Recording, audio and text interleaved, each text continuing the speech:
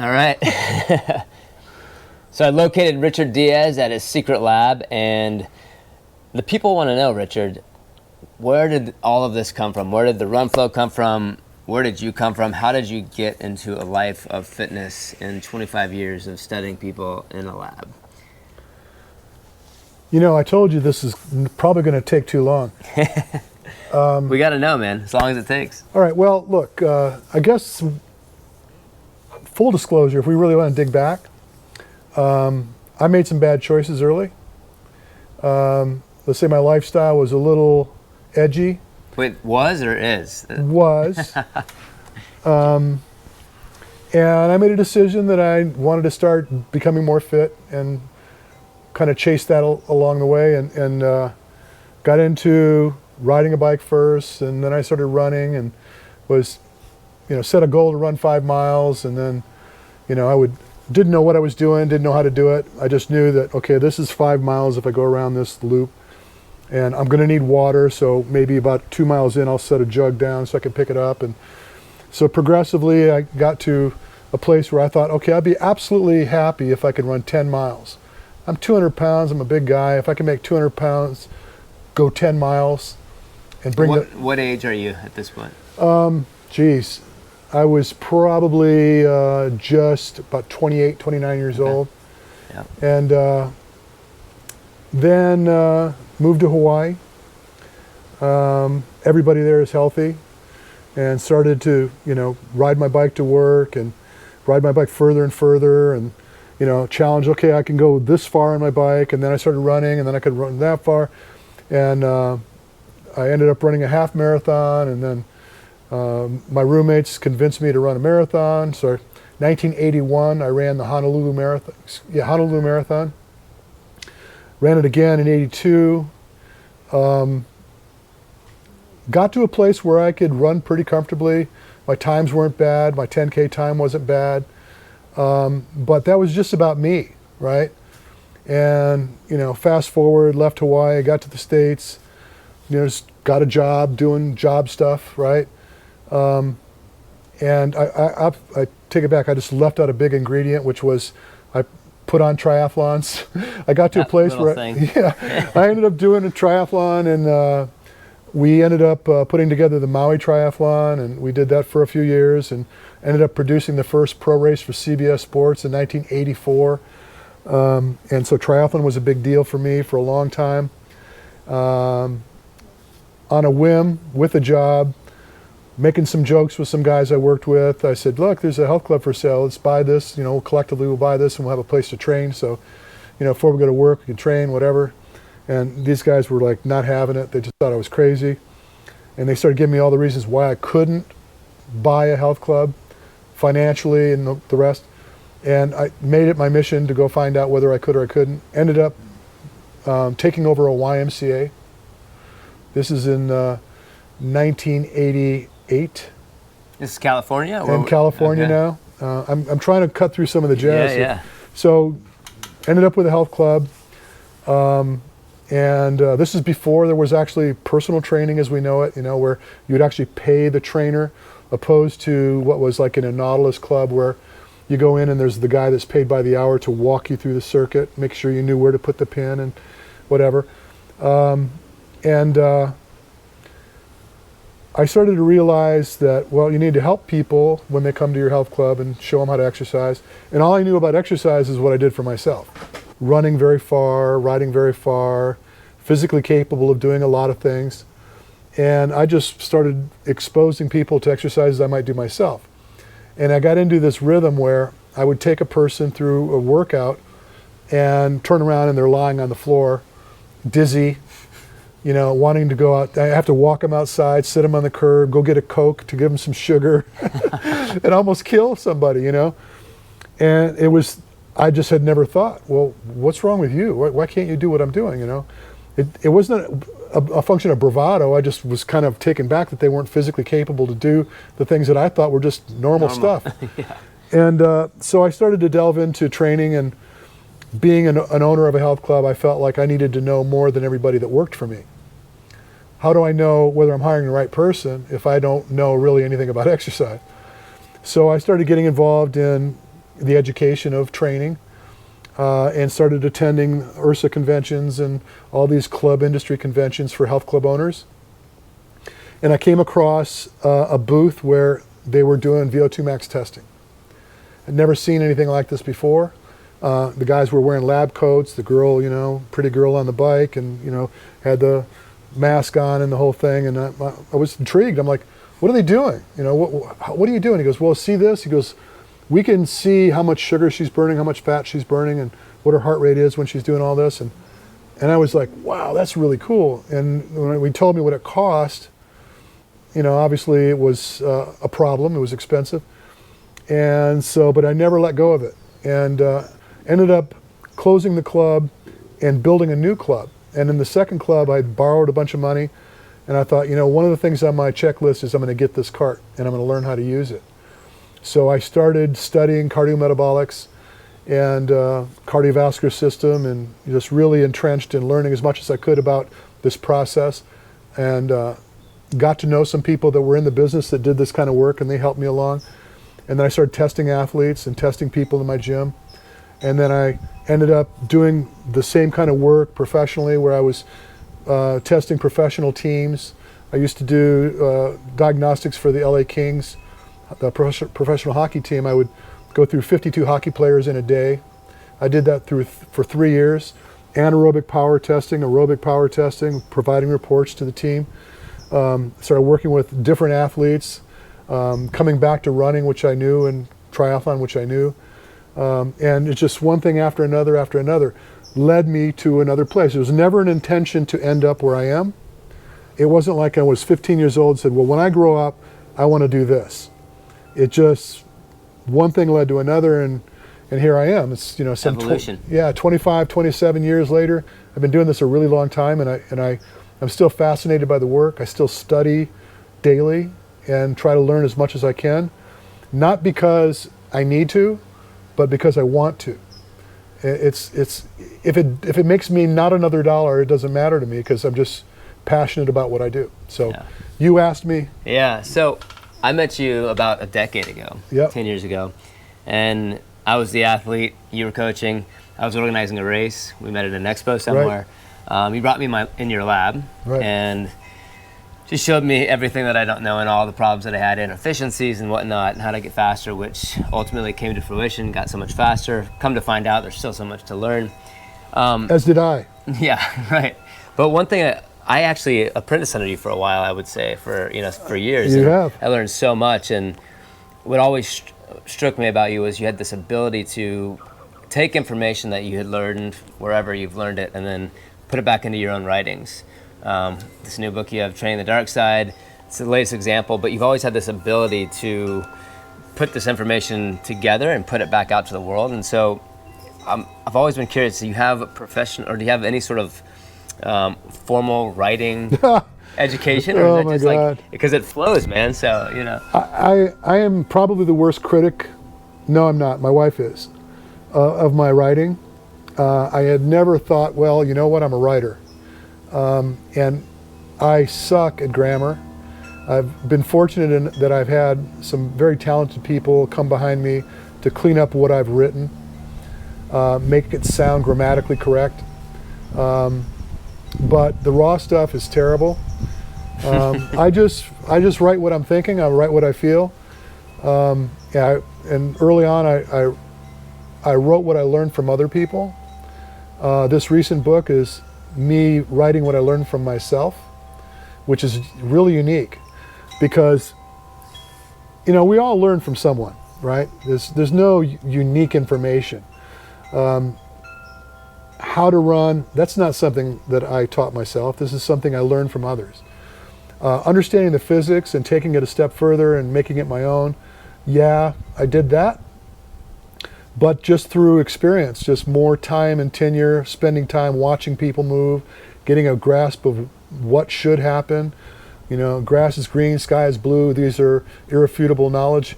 And so based on that, building on that. But I've always been fascinated by the cost of work and the efficiency in which we move. And this book that you're talking about took me 4 years.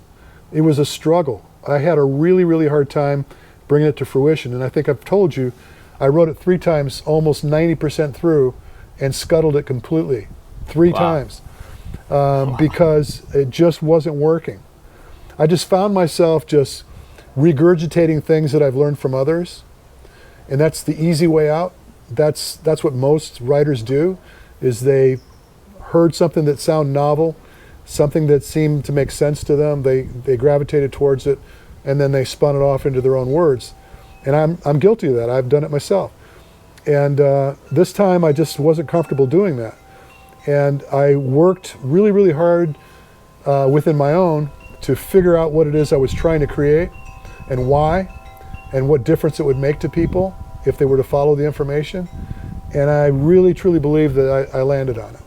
I think that there's probably room for some new iterations of what we're doing, but you're a testament to the fact that it's working. It's what's working. I can be a testament to that for sure. So I want to ask you this. So the Paul brothers, Logan Paul, Jake Paul. Yeah. So I heard Logan Paul talking about this idea that there's one event that often happens in someone's life that ends up defining their entire life. For him, it was fighting Mayweather, right? That was like this defining moment in his life. And I've always respected you as a coach and your knowledge, and you're so bold at identifying the problem, and then this is what you got to do to fix it. You've been very clear about what your intentions are with your athletes. But something recently in this whole new book, I feel like an evolution has occurred that is so massive that when I hear you talk about it, I'm like, how can we take this to the entire planet? It's that big. Do you think that this, for you in your career, could be like one of those defining moments, like the arrival of where you've taken it? Yeah, so for me, it was definitely that aha moment when I finally kind of concluded what it was I was trying to get done. And in the book, I even shared that there was this moment in time where I released this information for the first time to a group of people that had paid to see me. And it was scary. It was scary because I didn't know how they were going to take it. Yeah. And so try to appreciate there I am with that dry erase board, and I'm creating this infinity symbol with my magic marker on the board, and I'm just doing this, and they're looking at me. He's finally lost it. He's freaking lost his mind. And then I started to explain what it was that I was trying to create, and it was quiet. Nobody, started laughing, or nobody started to like, well, wait a minute. I never got any of that. And when it was all done, I thought they're trying to be polite because there's no way that they could possibly understand what it is I'm trying to share. And so I started quizzing people after the fact, and they said, yeah, it makes perfect sense to me. And if nothing, be logical, right? And so I felt that what I've kind of concluded is a logical conclusion. It's like it just makes sense. And it's almost like I can't believe someone before me didn't think this through. Yes, 100%. And it took me a long time to get there because, and I think this is what's wrong, is that we're clouded with information that came before. In running, let's just use that as an example. In running, some of the greats, Arthur Lydiard, what he did with programming, and the whole concept, build a big base and have a greater peak. That's novel. It's a cool idea, but it doesn't make any sense. I mean, logically you want to develop an aerobic base if you're going to try to run long, or if you're going to be an endurance athlete, but it should not be segmented. It shouldn't be you do this first, then you do this after that, and then you do this after that. But it lines up so neatly, and it's easy to digest. Yep. And people want to be told what to do. And so it worked. It worked for a lot of people. I had always had a problem with it. And even in the early book that I wrote, I talked about the difference between linear and nonlinear periodization. And nonlinear periodization, a guy threw his hand up and said, well, wait a minute. Why would you invest 10 weeks in something where 3 weeks later you're just going to destroy all the benefits that you gained in those 10 weeks? You just wasted 10 weeks of your time. And that struck me as like, yeah, that makes sense to me. Yeah. But me taking it a step further and say, well, if all of these ingredients are important, why would you leave any of them off the table at any point in time? Right. You know, and so you start looking at the needs, what's important relative to task, and that's the preeminent concern. But all these other considerations need to be in place. You still need your fitness. Yeah. As testament of doing a VO2 a moment ago with an athlete that's planning to run or has been running 200-mile ultra distance runs. Yeah. And having had tested her 10 years ago, completely different animal than she was 10 years ago.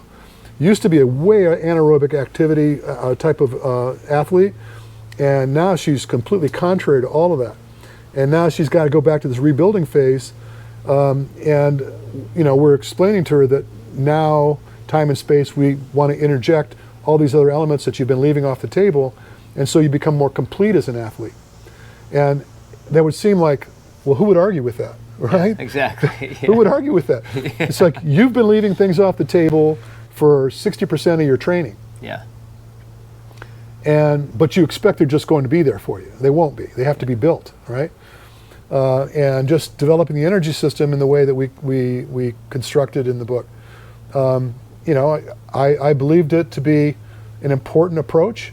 You're not the only one that I've had go through this process and come back to me and say, I cannot believe how much more capable I am, how much faster I am, how much more recovered I am, and they're able to produce greater performances with, in some cases, less work, which is, I think, what you told me. Yeah, and the physiology that we're talking about is, like you said, it's so simple and it seems so obvious. How did nobody think about this before? But then there's another element that I think would love to hear your take on, is how, that you call it flow training to begin with, like that concept of being in flow, and a flow state, and flow with yourself. That whole perspective of the mindset behind it, because you're not just saying, hey, bring all of these ingredients in to every session you do.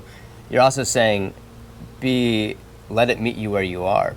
Actually, for the first time, be in tune with what you need on that day, rather than have it dictated to you from a plan. And so, like, I think it's like these two components coming together as one that really make this, to me, next level.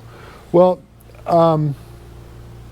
going back to me drawing this infinity symbol on the dry erase board, that really doesn't mean anything more than to change your mindset. Rather than thinking in linear terms, like there's this obvious progression. You do this, then you do this, and you do this, and you do that. You know, that's easy to digest. But taking a little bit more liberty, depending on your perception a little bit more, to identify the way your body's responding to the things you're exposing it to. And so that should be non-linear. It should be in a flowing process where there's no beginning and there's no end. There's just this process that you're in complete connection with, you're attached to it, and you're spending a great deal of the time in training paying attention to the responses your body's providing. And then you start to marry yourself up with those efforts. And so identifying that we need to go through all these processes, we need to be anaerobic, we need to be aerobic, we need to go for power, we need to have speed, all these elements that you're trying to chase down, as you start to inject them into your daily training, based on what it is you're trying to achieve, you never have this situation where it's, I forgot that I should have been doing this, or I should have. How many times have you heard somebody say, well, I should have done more speed work, or yeah, I didn't get enough of this or that in their training after they failed a race, right? They never really, made sure that all the bases were covered, where the flow training provides for that. As you heard me say to Lauren when we were talking to her earlier, is that the first thing I want you to do is start paying attention. Start paying attention to the responses you're getting, but expose yourself to a variety of responses. Yeah. Let your body feel what it is. It's like I use the analogy of getting your hand closer to the flame. Initially people would go, oh, that's hot, and they just get away from it, right? Yeah. So maybe some of that heat was what you needed. Right. And you just never gave it a chance, right? So we're kind of like getting a little closer and finding we could spend a little bit closer or a little bit more time closer to the flame without being burned. And the obvious the scenario here would be like lactate production or lactic acid, is that we've always looked at this as the demon. Yeah. Avoid it, stay away from the lactate. and then very, very, sprinkling amounts of time right at threshold. You don't want to go too far over threshold, because if you do, you're going to get burned, right? Where I think that you need to expose yourself, but not structured. You don't want to say, well, I need to spend 10 minutes as close to the flame as I can get. Yeah. Because you may just come home just completely burned up, right? So you get to 7 minutes, you're like, that's what I got. You pull it back. And maybe you revisit it. And you do end up at the 10 minutes, but in a different way. Yeah, well, you might find that just through the progression of exposure, you're able to expose yourself to greater and greater depths of this assuming danger that you were afraid of before. Great example. I was in Colorado doing one of the flows. I had something in my head of like doing 3-minute intervals. I go out and I'm at elevation, so it's hurting. My heart rate's super high and the pace is not what I want. So I'm like, all right, I got 5K back to my house, and I'm just gonna lightly push on the way back, because I just don't have it today. I ended up running 15 seconds per mile faster than my 1K splits before in the intervals. And I held it the whole way, and my heart rate calmed down. I basically sort of, by releasing the expectation, it sort of reset the system. And it's funny the things that happen even physiologically when you approach it from a different perspective, even within a workout, And I mean, if I look at my training cycle now, that's sort of like a great analogy of my entire cycle, because that's how I'm looking at all of my training. I adjust things constantly based on like more rest, or what do I actually need to take 2 days off in a row, which you often prescribe, these blocks of recovery. So yeah, it's a game changer. Well, emotion plays a really big part in all this process, whether you want to believe it or not. And if you go into something with great expectation, and as it's starting to roll out, it's not trying to occur, just the stress of understanding that you're not accomplishing what you set out to accomplish makes things worse, right? That is massive. Yeah, so you start to get out there and you start to realize that, oh man, this isn't working, and what do I do now? And maybe you just scuttle the whole thing or whatever, and you just put too much expectation on yourself. So the concept of flow as well is just to get out there, and you have kind of a loosely written script. You're saying, at the end of the day, I need to spend more time aerobic today. But I do want to visit some intensity, and I do want to visit anaerobic activity, and when and how I do it and for how long I'm going to do it, that will bear itself out. Yeah. And so you're paying attention, right? Yeah. So you're running along and things are feeling pretty groovy and you're aerobic and you think, now's the time. Yeah. And you make a move and you punch it up. Maybe you drop the hammer for about 10 or 15 beats per minute. Things are still pretty cool, and you're judging. You're like, how am I doing? Is this okay? Yeah, I think I'm going to ditch it. I'm going to back off for a little bit, but on your own terms. And then you start to find yourself recovered, and you say, you know what, I'm going to try it again. And the next time you go out, maybe you produce more speed, maybe you produce more work for less effort. That's epiphany right there. You're going, wow, I just was able to do better than I did a moment ago. Yeah. And that gives you confidence. As you start to, that win that you're starting to experience is tied to not your expectation, but your emotion and your perception of effort. You're just, okay, this is agreeable. I'm going to go with this. And then you start to learn from that. And don't discount the fact that your central nervous system is paying attention to all of this. And it's deciding whether you can or you cannot. And when you tie emotion to it, the stressors in your emotion can affect it as well. So, and I told you today that one of the things that came to me just a couple days ago was feel. Feel is important. We know fundamentally what we're trying to get done. We want to focus on how we feel, right? And then we want to flow. So we tie all these considerations together. I want to be paying very, very close attention to the way my body's responding to work. If you get out there and you're thinking about, oh, I've got to go, call that client when I get home, or I forgot to go grocery shopping yesterday, or even worse, you run with somebody and you get into some conversation that's completely aside from, you're just trying to not think about what you're doing, which is what a lot of people do. Yeah, dissociate completely. And there's music. Oh, going down the road. I'm not running. I'm not running. So they disassociate themselves from the work. And the training should be a function of, this is my time to embetter myself in this activity, right? So whatever it might be. And if you start to distract yourself from those concepts, you really shouldn't expect to see much but greater performances over time. You just won't. Yeah.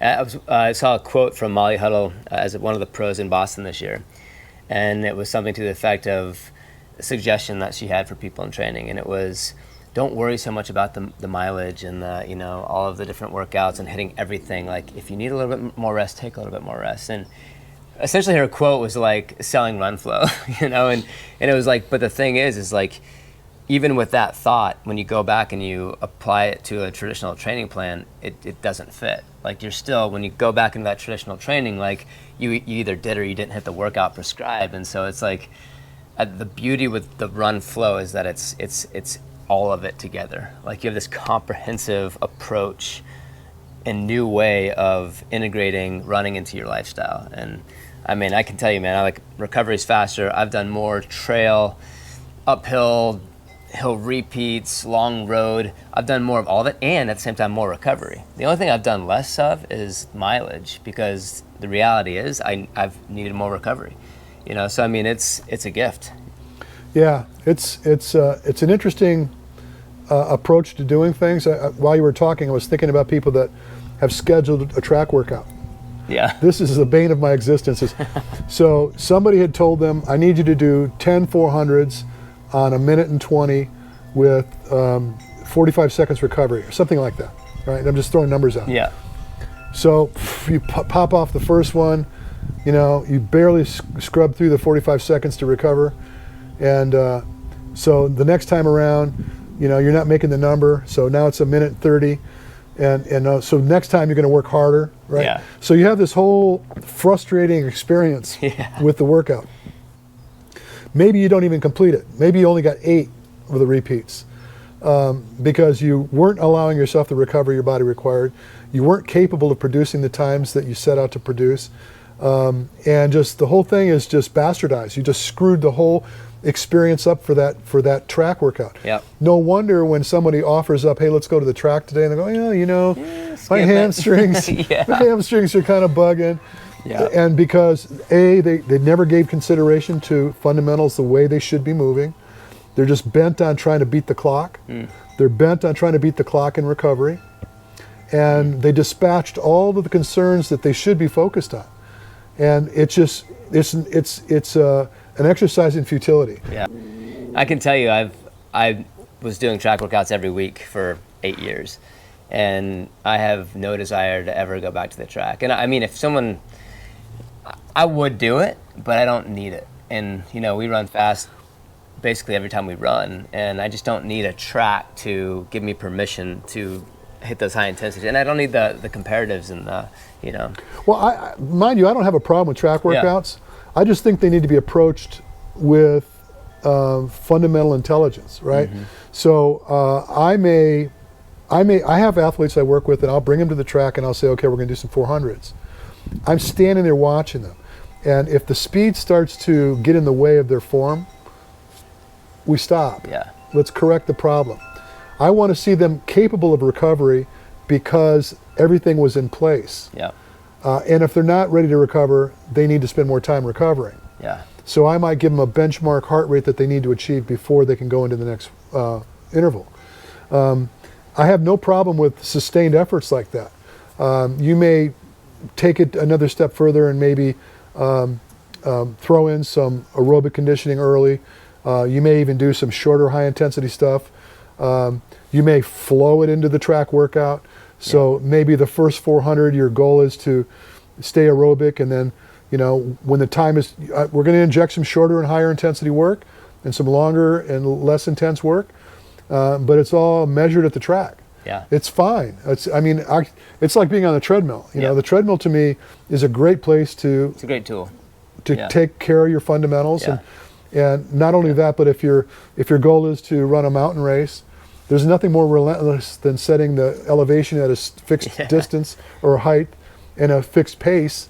It's not going to give you a break, and it's not going to slow down for you. Yeah. So if you decide that I'm going to go for 2 hours at 15% grade at 10 miles an hour, that it's going to hand it to you. Yeah. So I have no issue with those kind of workouts. Yep.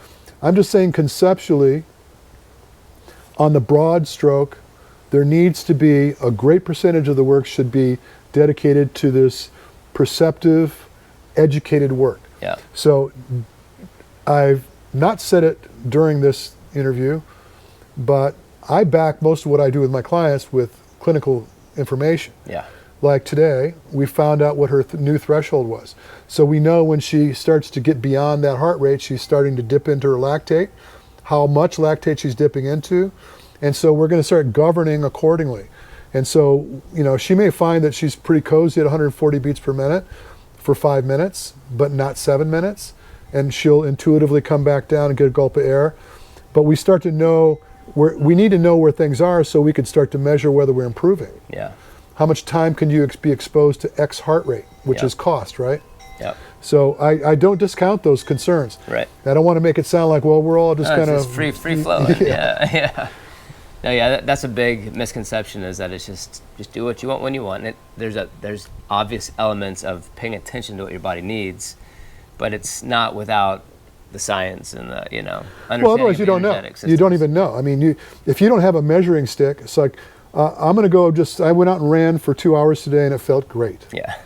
So at what intensity were you running? Right. And if you replicated it tomorrow, the only thing that you have to measure is your pace and time. What it cost you. Yeah. What did it cost you to run that same? Because let's say I want to run an hour 10 miles, right? And you pulled it off today, but you never looked at any metrics. You don't know what your heart rate was. And so let's just say hypothetically that it was 170 beats average. And then the next time you tried it, you accomplished it, because in your mind you're thinking, I know I can do it, I'm doing it again. But the next time you do it, it costs you 180 beats per minute average. Yeah. So So something's amiss. Right. You had to work harder to achieve the same end. yeah. So if you keep chasing that, you could maybe make greater and greater mistakes trying to at least hang on to what you've achieved. Right. And so then there's going to be a payback where eventually you start to decline in your ability to produce the work. Yeah. So now it's an hour and 10 minutes at 185 beats per minute. Yeah. Right? Because you just screwed the whole energy system up. So start with the VO2 or heart rate analysis. I mean, I think that's a great place to start, because then you understand what what your systems are doing. Well, and even if you have to work perceptively or based on some equation, incidentally, in the book I talk about 180 minus your age and why that's a pretty conservative and pretty good place to start. Had a client here yesterday who's been following the flow cycles and doing the same thing, and based on those predictions, his heart rate was 139 beats per minute, aerobic, and come to find out that he can get as far as 150. And still be highly aerobic. Yeah. So those were opportunities missed. Yeah. In my mind. Yeah. But clinically, we were able to achieve it. Yeah. The fitter you get, I feel like I've noticed that my threshold's bumping up, so I can get away with more. Or maybe not. Or it could be that your threshold's dropping a little bit, but your capacity to tolerate that lactate's improving. Right. And so that's also kind of a false positive, because you start identifying that, wow, when I first tested, my heart rate at threshold was 160, now it's 140, but you're singing in the rain at 165. Yeah.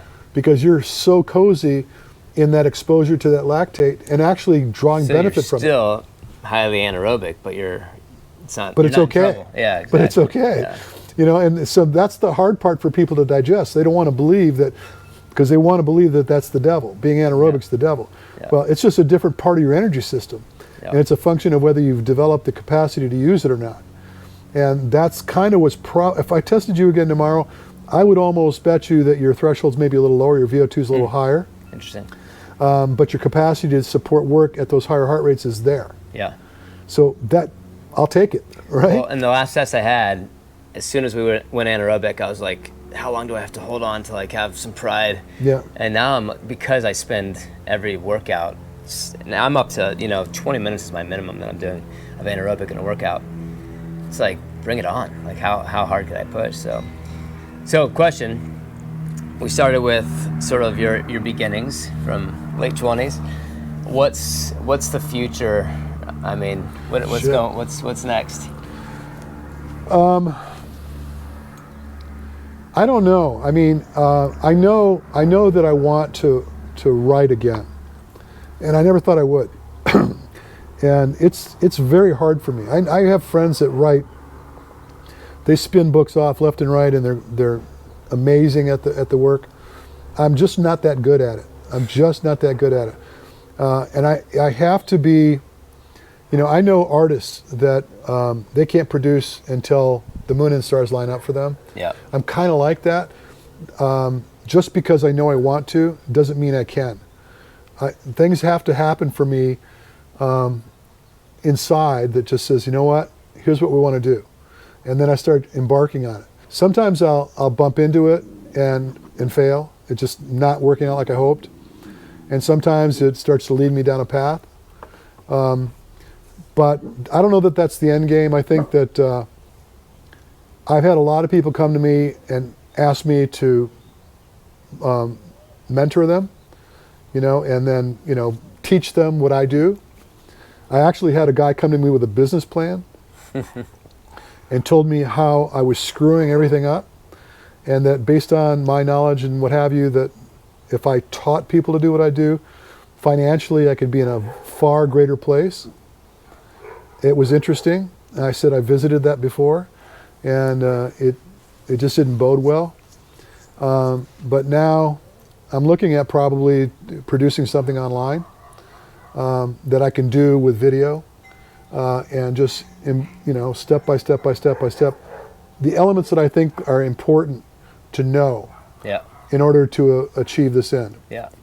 Which is sort of the modern day fitness club, right? I mean, it's like, yeah, because people they're more and more doing it at home, right? So. Well, just the logistics of trying to draw people to you, yeah. And they got to travel from far away. They got to stay in a hotel, and I mean, this guy's plan was, he said, look, he goes, you're going to charge $10,000 a head. And your marketing machine's going to keep you in cycle, where you're going to go through a process of guys and another process of guys and another process of guys. And he says, you're going to, give them a lot of information that they got to learn on their own, and then they're going to come spend like a week with you. And during that week, you're going to, walk them through all these different nuances and whatever. And I thought, shit, that sounds like so much work. Yeah. And I'm so old. I said, I don't know. I don't think I have that in me anymore, man. Yeah. I don't think I could do it. But I've been toying with the idea of doing like an online education, and I started it, and I created an outline, but it's going to need a little bit more support, and I don't know. I know that I'm going to continue to do the clinics I do. I've got a clinic coming up October 1st. I'm going to move, and that's going to expose me to the eastern part of the country where I have a lot of people I've worked with. And they're eager to have me do something there, so I'm sure I'm going to do that. But I don't know. I mean, I know I'm not retiring. Financially, I can't retire. I have to continue to beat the drum until the drum beats me, right? Yeah. So I don't know. Well, whatever you do, man, it's every time you open your mouth or I put my foot in it. Put your foot in it. Either way, man, it's usually helping somebody, So, yeah. Well, thanks for the time, man. It's good to know my pleasure. Where Diaz comes from. Yeah. So now, let me throw it at you. Okay. Guru running. Guru running. I mean, in a way, Guru running kind of answers your question, because a big thing for me after experiencing Run Flow, even before being introduced from you to Run Flow, we started Guru running really to flip traditional running on its head. We just felt like with all of my and my wife's time in the running world and the brand world, it was just sort of like it's the same kind of crap, and a lot of people look at running and they look away. They're done. Like that's not me. I'm not a runner. And a lot of my friends too, like people that are my comrades, they're like, you're a runner. I'm not a runner. But yet we'll go to a gym, we'll lift weights, and then we'll go run a couple miles. So it's like, all right, well, am I not a runner too, or are you a runner now? And I think we always wanted to change the narrative. Like, you don't have to be doing certain things to be considered a runner, or just scrapping the whole narrative as to begin with. And so when Run Flow came into the picture, it was like, this is exactly what we're talking about. This approach changes the way any athlete interfaces with running. Whether you're a soccer player, whether you're a CrossFitter, whether you're a runner, it's a different approach. So we adopted it fully. Guru running, I mean, the way we see it is Guru running really does deliver run and flow and all of the methods that you are, not just that you've created, but evolving. And so, yeah, it's a delivery system for run flow. Well, first of all, in keeping with what you said, I don't like to be labeled either. Yeah. I would not. I meet somebody and we go to dinner. Matter of fact, tomorrow, Saturday night, we're going to dinner with some people I don't know, and it's going to come up. What do you do? Yeah. And whenever somebody asks me that, I pause because I don't know how to explain it. Yeah. Because I feel like I'm doing myself a disservice if I told someone, well, I'm a coach. Yeah. You know, that already puts in your mind, if you don't know me, a guy with a clipboard. Yeah. You know, at the high school with the kids or something, you know. Or if I said I'm a run coach, that also labels you, right? Yeah.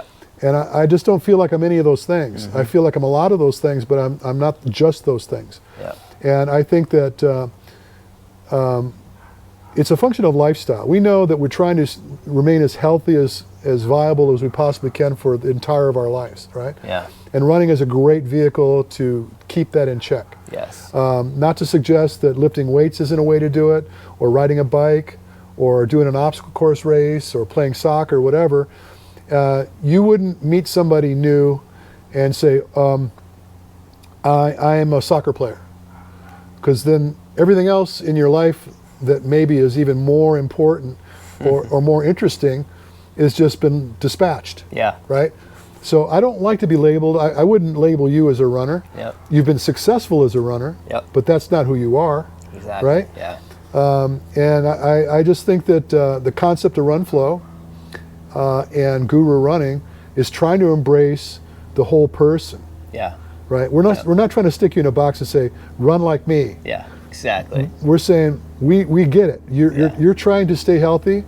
You're trying to embrace life, and essentially this is helping to guide you along that path. Yeah. It's funny because in the idea of labels and labeling, when you talk about the different people and what they're bringing to the table, we're talking about you, and it's like, well, you know, how do we give credit to Richard? It's like, what? Because he's not a writer, he's not a coach. It's like he's a scientist. Because you tinker, crazy man. bastard. I mean, people who tinker and you have a hypothesis, you test it. You know, like whether you're a PhD, whatnot, educated, whatnot, like you're a scientist in your approach to things, and you have an idea and then you test it.